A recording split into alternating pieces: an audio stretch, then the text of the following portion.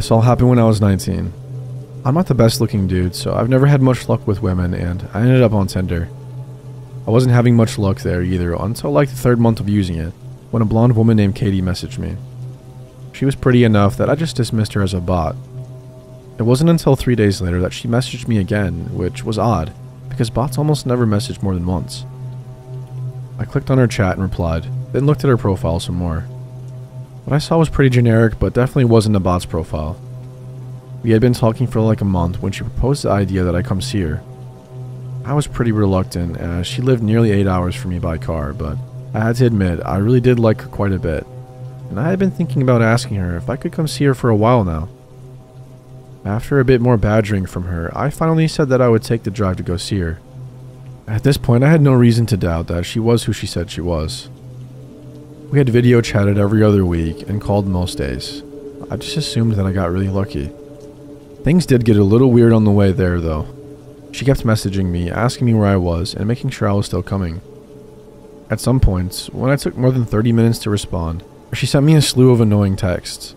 Admittedly, I had chalked this all up to her being nervous about me coming to see her. I was pretty nervous too, so I couldn't blame her. I had a hard time finding the house at first. The directions she gave me were pretty confusing, and it was back through a series of gravel and dirt roads, and a large thicket of trees. It was still about midday when I came up to an old-looking house. A window on the 2nd floor was boarded up, but it didn't look abandoned. Just worse for wear. Katie's red buggy that she liked to talk about was parked in front of the garage. I took out my phone and texted her that I was here. She only sent a smiley face in return. When I got out of my car to go knock on the door, I noticed someone was looking at me from one of the 2nd floor windows. I found it a little creepy, but I figured it was just her father or something.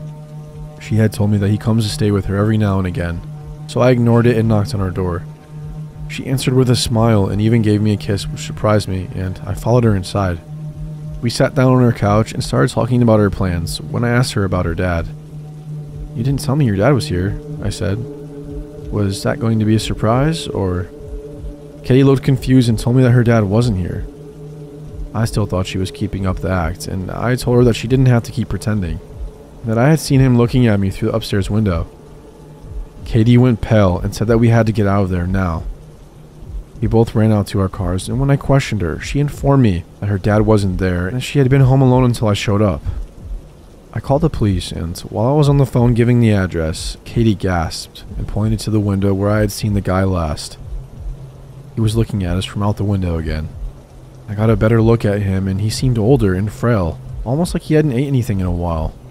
He left the window after he saw that we saw him. The police took half an hour to show up, and the whole time Katie was crying and mumbling about how she was an idiot for not keeping her doors locked. When the police finally did show up, one started asking me and Katie questions, and the other two searched the house. They came back out a little later and told us that they didn't find anyone, but they did find that the back door was hanging open. Whoever it was had ran out into the woods, but the cops were sure the house was empty. After the cops left, she asked me to stay the night because she was too scared to be in her house alone right now. I gladly did, and we slept downstairs on the couch, as her bed was the room next to the one the man had been in. She had also brought out the shotgun that her father had given her, but she never used. I told her that it was fine and that the man was gone, but she insisted, saying she'd feel safer if we headed out. I'm glad she did. Later that night, I was still wide awake watching TV. Katie had somehow managed to fall asleep. In the kitchen, heard the sound of a doorknob being turned. At this point, I wasn't even scared, I was just pissed. I flipped on the light in the kitchen and pointed the gun at the kitchen door, and there he was. The guy that had been in the house before was standing on the other side of the glass door. He looked shocked, and I'm glad we had locked the door. The man unfroze and yet again ran into the woods. I woke Katie up and told her what happened and called the police yet again. When they arrived, they did a sweep of the woods and found no one again. They told Katie and me that it'd probably be a good idea to stay somewhere else for the night. We said our goodbyes. She was going to stay at her friend's house and I was going home. I left a little later after she did. I was on the phone with my brother telling him about what happened. My headlights were on. As I was talking, something caught my eye. That fucking man was standing at the corner of the house just watching me. I gunned it out of there and didn't even bother calling the police again. But I did text Katie and she said she was going to call them again. I don't think Katie ever went back to that house alone.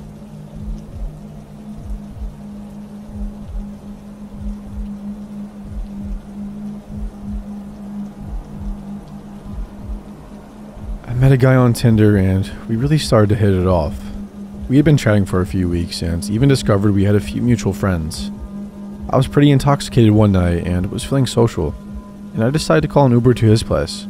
Once I got there, we talked outside for a while and ended up vibing even better in person. I opened up to him about my health problems, and he opened up to me about his older sister, who had passed away from a similar condition to mine. I was curious about his sister, but I definitely didn't want to pry.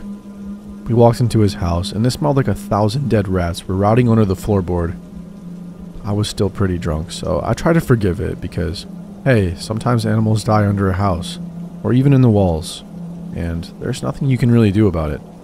I start to look around, and the whole house looks like a cluttered storage unit. He takes me to his room, which is seemingly normal, kind of feminine, but that's cool, and we hook up. I ended up falling asleep and woke up around 10 a.m. to the stench of death. I opened my eyes, feeling very sober, and I started to look around the room. I noticed that only girls' clothes were hung in his closet. I start to assume I've possibly been cheated with, and I see a giant black binder on his nightstand. When he woke up, I decided to jokingly ask him, "What's in that giant binder?" Turns out it was every single episode of Golden Girls printed out. He said he read it at work and it's the only show he'll ever watch. Okay. I asked him what he did for work, something I definitely should have known by this point, and he dodged the question. I sat up and looked at the pillow I had been cozily sleeping on. It had no pillowcase and was covered in what looked like to be old blood. It looked like the blood had been coughed onto it. I started putting the unpleasant pieces together. I asked as sensitively as I could, "Hey, was this your sister's room? I noticed the clothes in the closet." He says, "Yeah, and this is her bed. I haven't changed or washed anything. It just makes me feel better to be in her bed. This is actually where I held her when she died, and you remind me so much of her. I really, really like you." Then casually tried to hook up with me, like he didn't just drop unsettling news. I felt immensely sorry for him, but I needed to get out of there. I made some excuse and left. I decided to not entirely ghost him because of how bad I felt for him. He was clearly dealing with some really dark shit. We kept in contact for a few weeks until I went on Find My Friends app and noticed that he had clearly taken my phone while I was asleep that night and shared my location with himself. I called him and went off. This was not my first rodeo with a stalker type, and I was not dealing with it. He told me he couldn't believe that I thought he would do that, and I'm being a really terrible person, dumping him because his cat recently died. I blocked him. After he said that about his cat, combined with his tendency to hold on to things, it really makes me wonder what that smell actually was. Let's hope not, and though I hope he gets help, I never want to see him again.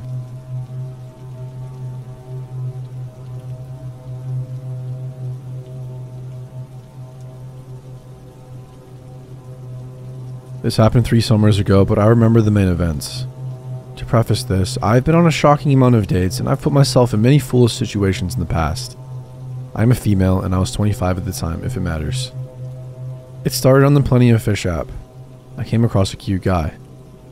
He was my type physically, kind of nerdy looking. On his profile, he had very adventurous photos of him hiking and traveling. He seemed really exciting to get to know. Once he saw I looked at his profile, he sent me a message. We flirted a bit back and forth and exchanged numbers, even though he lived about an hour away. He said on the app that he's never been to my city and didn't plan on it, so we probably wouldn't meet. I respected his honesty. I don't like wasting my time. One day shortly after meeting him online, he texted me randomly saying that he's in my town on some work thing and invited me to a bar he was at. I decided to meet up since I was already in the area. He said he would pick me up. I was dumb and agreed, even though it was just over 4 blocks away. It took him way longer than it should have to get me, and I honestly don't think he was actually ever at the bar. Once I was in my date's car, I noticed it was a rental and that it seemed like he had just gotten his license because he was a terrible driver. After driving in circles, he told me to pick a place, but not in the area because parking is impossible. I picked a place that was kind of far away, with lots of parking, but also a busy place since I was with a stranger. Once there, he started pressuring me to drink. He insisted. I'm not a huge drinker, but I enjoy pub-style bars. I caved and had a drink, and was again pressured to have another one. He was very pushy and seemed really irritated that I wasn't going for it.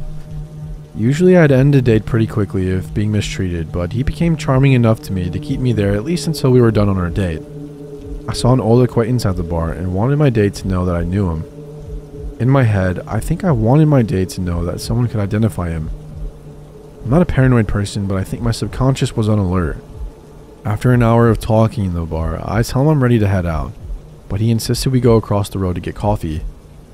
At the time, it seemed strange to me. Neither of us had much to drink and didn't need to sober up. Coffee seems like an odd choice otherwise. I entertained it.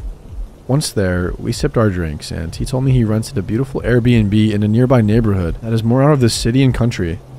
He told me he had it all to himself and invited me, going on about how nice it is. I kept politely saying no and throwing around different excuses, which he would counter with a reason for me to come. With no intention of going, I agreed, but only if he would drive me home to get overnight things. I felt he wasn't going to let me say no. He seemed happy with that answer, so we headed out. While driving in the direction of my place, he said instead he would stop at a 7-Eleven and grab me travel-sized toiletries so I wouldn't need anything. I felt panicked because my plan was to not go with him. Something about him was off, and I felt stupid for even getting back in his car to begin with. He turned his car, and we were then headed toward the more country area. Literally, there weren't any 7-Elevens or open stores. It was the middle of nowhere. Then I mentioned that I'm actually thinking I'd prefer to not stay with him and asked to be brought home. He then said something that made me completely nervous to be around him for much longer. He said he's sharing the Airbnb with the owners and said they are really fun and sweet, and that they drink and play games together. He originally said he had it all to himself. I knew I didn't want to make it obvious that I was catching on to his lies, so I went along with it and said, "Oh, I have to wear my cute fluffy overnight PJs instead of my date dress because I'll be way more comfy." Then I spewed off a few other things. I mentioned that I needed my medication and absolutely can't miss a dose. Surprisingly, he turned around, and as we drove back into the city, I felt a bit more calm, but at that point, not safe. Finally, we got close to my place. I had no intention of letting him close enough to know where I live. He was mentioning that he was going to come up to my apartment once we got there, and that was just a huge hell no.